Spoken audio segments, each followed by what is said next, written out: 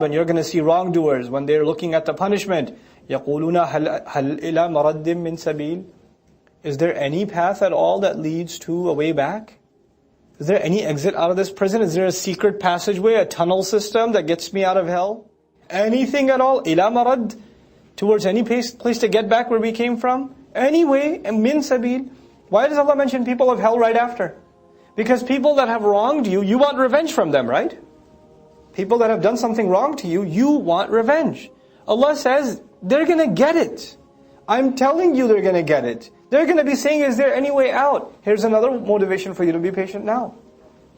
وَتَرَاهُمْ يُعْرَضُونَ عَلَيْهَا. You will watch them being presented before the fire. خَاشِعِينَ مِنَ الذُّلِّ.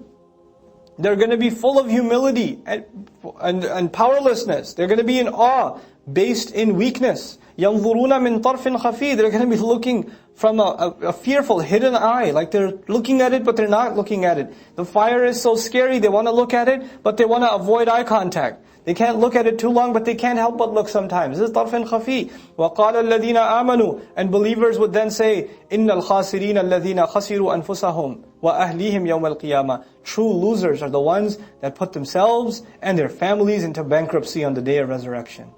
أَلَا إِنَّ الظَّالِمِينَ فِي عَذَابٍ مُقِيمٍ. You had better know, wrongdoers are going to be in permanent punishment. They're going to stay in punishment forever and ever. Muqim.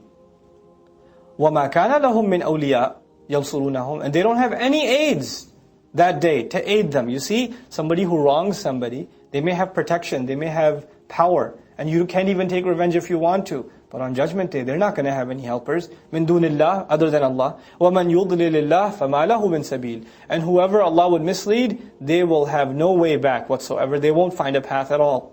اسْتَجِيبُوا لِرَبِّكُمْ. Respond to your Master.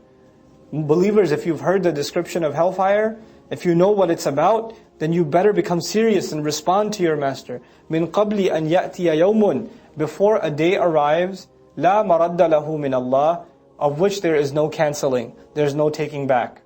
It won't be retreated. It's like the floodwaters come and they won't recede back. When Judgment Day starts coming, the angels start descending. There's no, ceasefire retreat. There's no such thing. Abort mission. There's no abort mission that day. مَا لَكُم مِّن مَلْجَإٍ يَوْمَئِذٍ. There's not going to be any place you can resort to. لَجَأَ إِلَيْهِ, to resort to something, to head towards something, to find a nook, a cranny, an alleyway, a tunnel, a dungeon, something you won't find at all. وَمَا لَكُم مِّن نَكِيرٍ. You won't even find anybody to ask about you.